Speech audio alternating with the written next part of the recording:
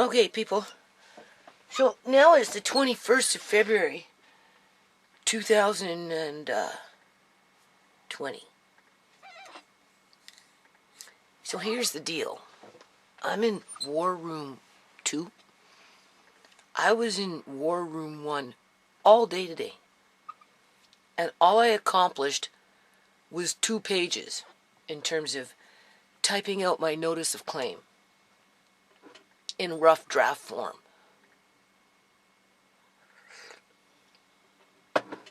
Because I don't know what to say, people. I know what to say, but I don't know how to say it because it's so convoluted. There's so much of it that it piles on top of each other and it becomes convoluted, all mixed up and hard to understand because it's so complex. I mean, it was bad enough dealing with just Uncle John stuff, right? You know, everything else that happened in the past, it's water under the bridge.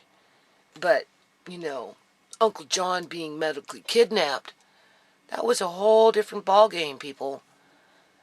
And it really convoluted everything. And then to have what happened to Shimei happen, basically what it's done, people, is it's put me at the mercy of. And that's what I'm going to title this video. At the mercy of. I am at the mercy of people. People. Right?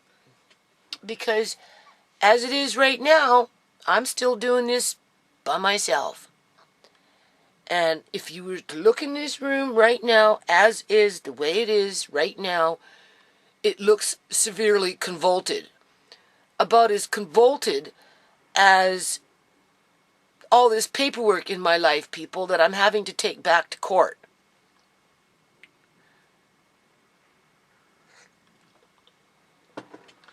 Which puts me at the mercy of the people that I'm coming into contact with. And not everybody is nice, and we know that. And that's why I'm sitting here. Because there's a lot of not nice people in the world. Because if people were nice, I wouldn't be having to go through this. And of course I'm asking myself, why? Why do you have to go through this? Your life is shit. You have a shit life. It's not going anywhere. Right? You know, if anything, it's spiraling down. Like, for example, this is how shitty my life is, people. Okay, we know I have eye problems. We know it's been determined that I haven't been to the eye doctor for 4 years. There's reasons behind that. It's not like I didn't go to the doctor asking for a referral. It's just one time, the doctor that was there told me he wasn't my quote-unquote family doctor, so he couldn't give me a referral for the eye doctor. And he asked me to come back. So I came home. I never made it back for a long time, people, because, you know, I live in a community where houses, people, are being targeted for purchase to build wealth for an immigrant population that's moving in and taking over the land base. And a large number of those people are Chinese. Like, I'll give you an example. We know about 132A with those string of 11 houses to 15 houses that get flipped like flapjacks, you know, 3-4 times a year between, you know, these houses being put up for sale. Well, there's a little house just over here that I swear, honest to God, people, a year and a half ago, she was asking for $750,000 for her house. Okay? Only because the land is so small. And she was holding out for it. Somebody made her an offer a little less than that, and she refused it. Fast forward a year and a half later, she's got a sign up now from the realtors. I haven't gone to look at the sign, but I think it's the same realtors that are working up and down 132 that have been there for the last 7 years that have overinflated this whole area in terms of flipping these properties to rich immigrants, namely Chinese, basically, who are buying 2 or 3 at a time, right? And every time they buy, the next time they sell, they throw on another 100, 200, 300, 400, $500,000. Anyway, long story short, this woman over here who wanted $750,000 a year and a half ago for her little teeny weeny rancher on a little teeny weeny piece of property is now asking $1.4 million, people. It's almost doubled in price in less than 2 years because of the shit that continues to happen up and down 132A with houses being empty. And I know this for a fact, people, because I went to a house that Andre and I know where there's a plum tree in the back, because we used to go when the trees were there through where the walnut trees were, right? We used to walk through those fields to get to the walnut trees, and we seen the plum tree. And last year, they were falling off the tree, people. So I said, Andre, maybe we'll go knock on the door and we'll ask them if they want them, because if they don't want them, Nana would like to have them. I'll make jam or something with them, make juice, right? They were yellow plums. So anyway, knocking. For days we're knocking. And I'm telling you, people, the blinds, everything, nothing moved. You could tell that nobody was living on the property. That's illegal to do. It's illegal to own houses, buy them, keep them empty just to resell them at a higher price. But that's what's happening in this province. Okay, I don't know why I veered off on that one. My shitty life. Yeah. So anyway, because of what's going on politically within the housing market, as fentanyl money is still continuing to be laundered into the housing market, because the people out here, regardless of their, that are been here for years and years and years, or were been born here, whatever, people that have been here and have their home here, even they themselves can't afford to buy houses anymore. It's like a fringe market specifically being designed for elitism and nothing more. So if I don't keep up with my yard, this is the point. If I don't keep up with my yard, people, my house becomes targeted, because it's already targeted for the land. They don't care about the house, people. They just want the land. And it's not just one person who wants the land.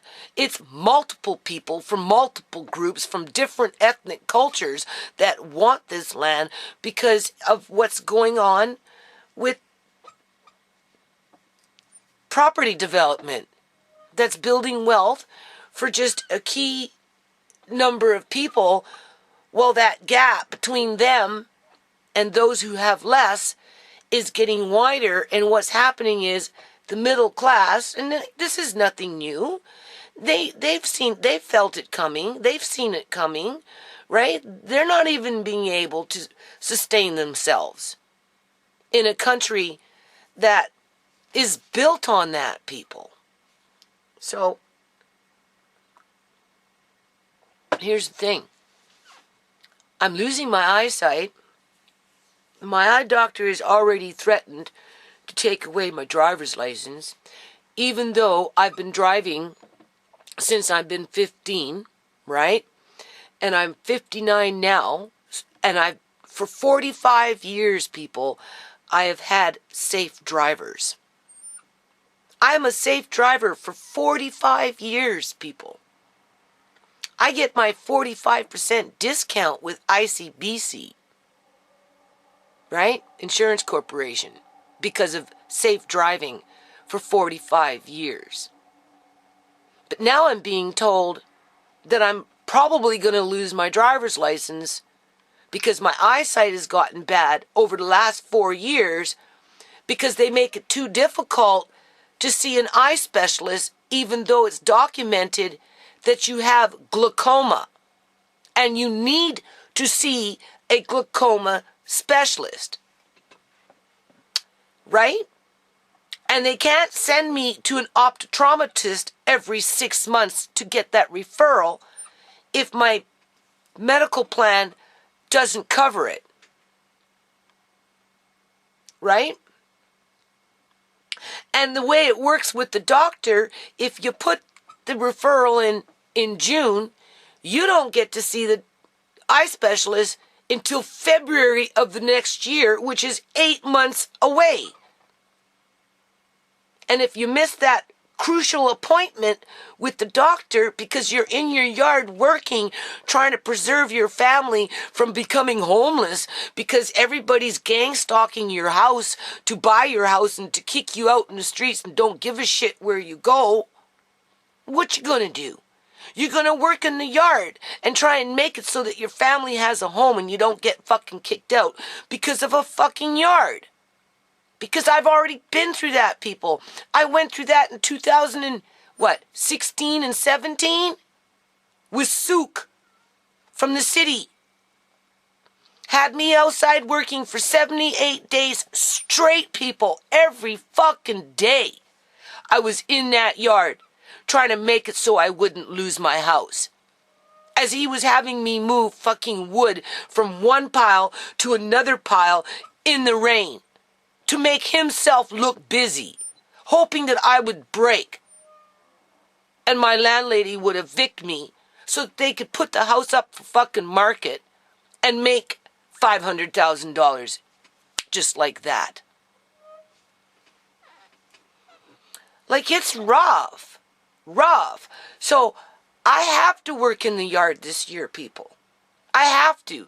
Because if I don't, I set my family up for eviction based on people wanting this land. It's not the house, it's the land.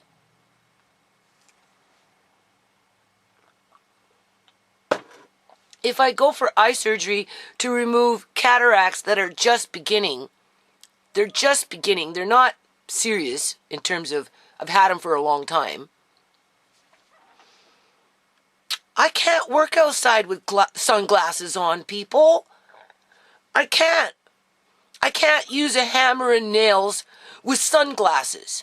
I can't use a skill saw with sunglasses, right? I can't climb fucking ladders and do this and carry that and bend over this and put in a pond, right? Whatever the fuck it is that I gotta do outside this year, lay down bricks. I can't do it with sunglasses and then come in and have to start working on paperwork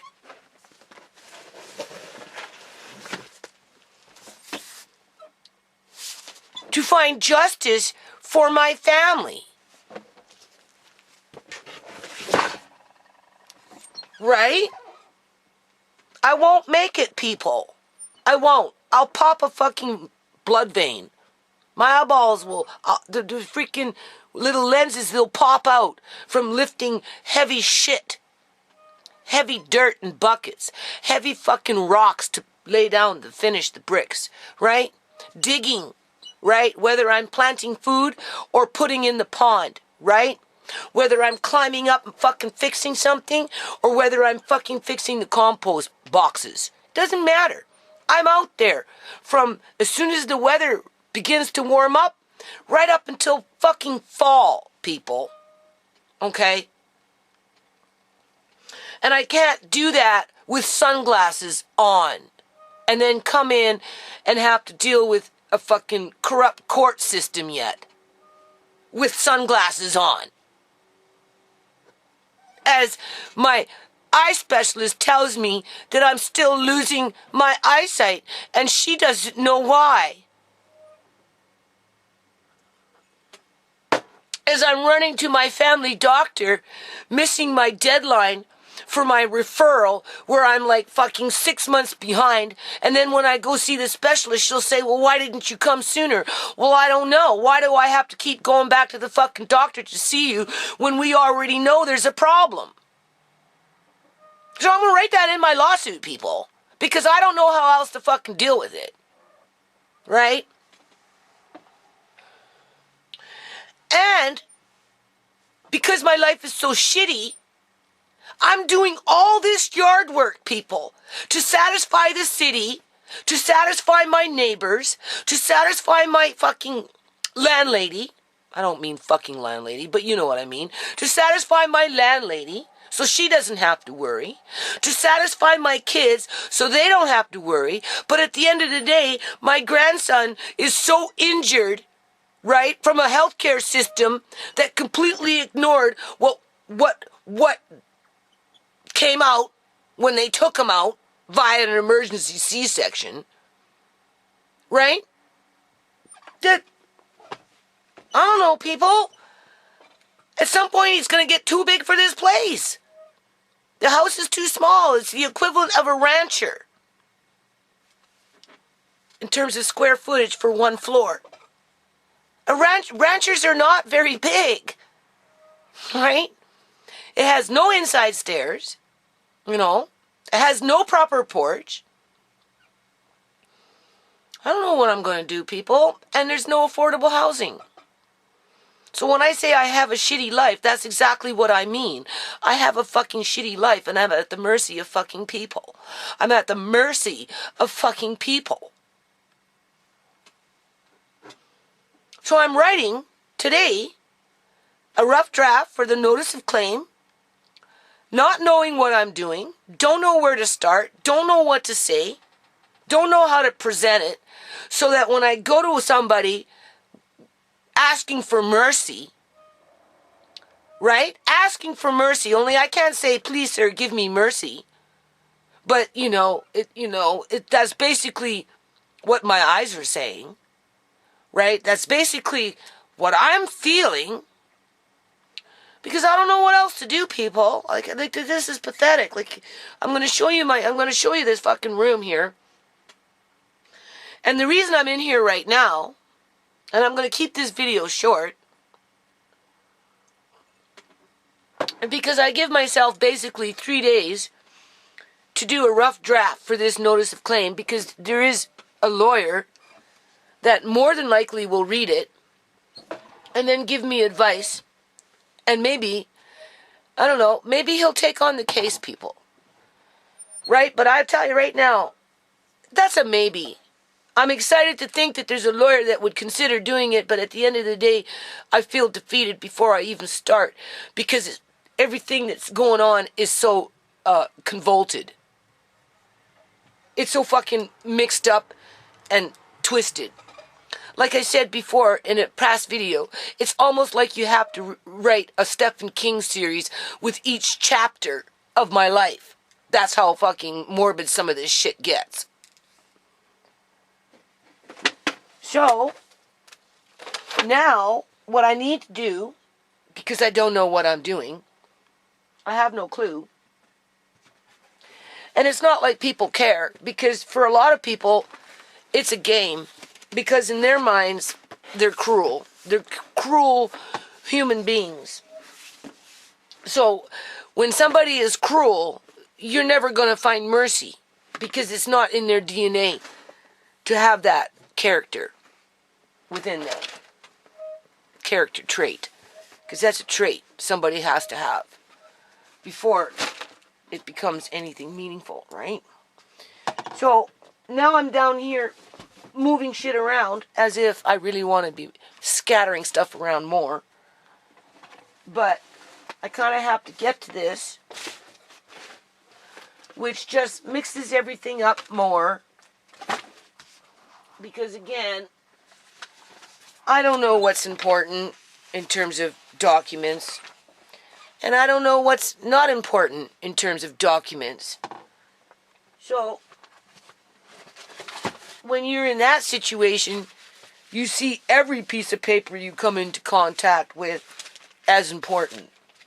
which in itself is enough to drive you nuts. You know, I've been doing this a long time, since Uncle John, right? How many years is that, people? He was medically kidnapped in 2015, in January, basically. From the time they took him out of here, and they took him into the Surrey Memorial Hospital, and had him on that gurney, and his sister from Victoria said, "I want him!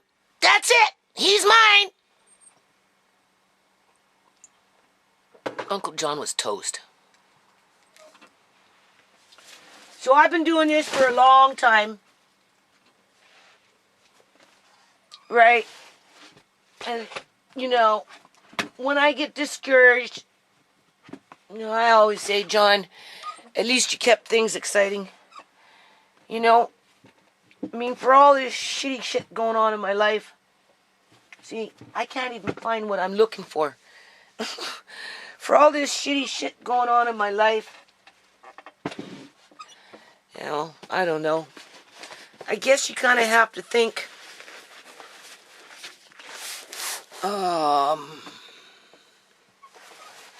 it keeps it interesting. I don't know, people. It's too much. This here, I think I showed you guys once before.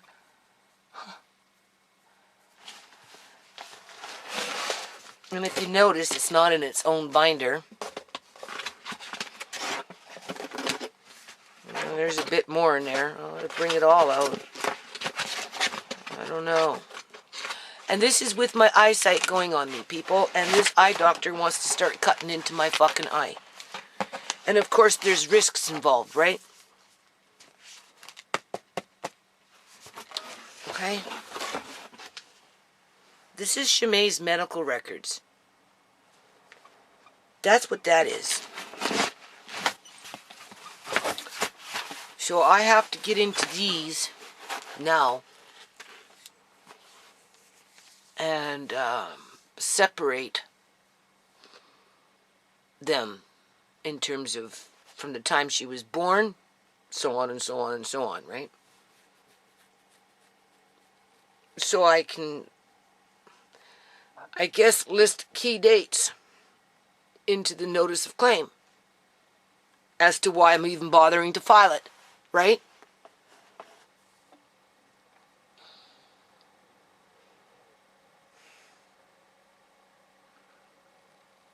So I'm just going to show you this room as is, the way it is right now. And you will understand why I'm at the mercy of the people. Right? I mean, this is ridiculous, people. This is my sewing room.